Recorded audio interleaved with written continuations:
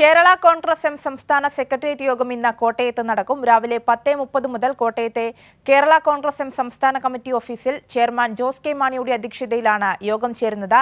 സനോജ് സുരേന്ദ്രൻ കോട്ടയത്ത് നിന്ന് വിവരങ്ങളുമായി ചേരുന്നുണ്ട്. സനോജ്, 10:30 മുതലാണ് യോഗം ചേരുന്നതെന്ന് മനസ്സിലാക്കുന്നു. ഏതൊക്കെ വിഷയങ്ങളായിരിക്കും പ്രധാനമായും യോഗത്തിന്റെ ചർച്ചയിൽ വരുന്നത്?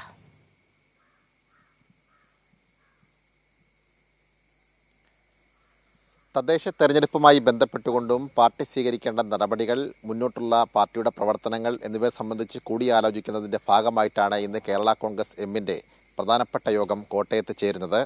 ചെയർമാൻ ജോസ് കെ മാണിയുടെ അധ്യക്ഷതയിൽ ചേരുന്ന യോഗത്തിൽ MLA-മാർ ഉൾപ്പെടെ പാർട്ടിയുടെ സ്റ്റിയറിംഗ് കമ്മിറ്റി അംഗങ്ങൾ ഉൾപ്പെടെയുള്ള പ്രധാനപ്പെട്ട നേതാക്കന്മാർ എല്ലാവരും പങ്കെടുക്കും.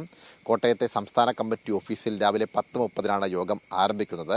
വലതുപക്ഷ മാധ്യമങ്ങളും ചില കേന്ദ്രങ്ങളും കേരള കോൺഗ്രസ് UDF-ലേക്ക് പോകുന്നു എന്ന തരത്തിൽ ആവർത്തിച്ച് വാർത്തകൾ നൽകുമ്പോഴും എന്നാൽ ഇത്തരത്തിൽ യാതൊരു നീക്കങ്ങളും തങ്ങളുടെ ഭാഗത്തു നിന്നും ഉണ്ടാകുന്നില്ല എന്നും ഒരു കാരണവശാലും അല്ലെങ്കിൽ ഒരു തെരഞ്ഞെടുപ്പിൽ തോറ്റു എന്നതിൻ്റെ പേരിൽ മുന്നണി വിടേണ്ട യാതൊരു രാഷ്ട്രീയ സാഹചര്യവും നിലവിൽ കേരളത്തിലില്ല എന്നും ചെയർമാൻ ജോസ് കെ മാണി ആവർത്തിച്ച് പ്രഖ്യാപിച്ച ഒരു ഘട്ടത്തിലാണ് ഇന്ന് പാർട്ടിയുടെ സംസ്ഥാന സ്റ്റിയറിംഗ് കമ്മിറ്റി യോഗം ചേരുന്നത് എന്നതാണ് ഏറ്റവും ശ്രദ്ധേയമായിട്ടുള്ള കാര്യം.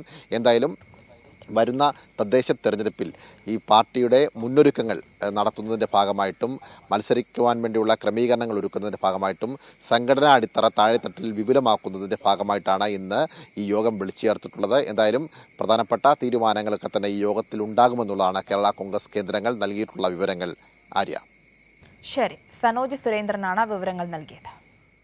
പാലക്കാട് മലമ്പുഴയിൽ പുലിയിറങ്ങി. മലമ്പുഴ ചെറാട് ശാസ്താനഗറിൽ ജനവാസ മേഖലയിലാണ് പുലിയിറങ്ങിയത്.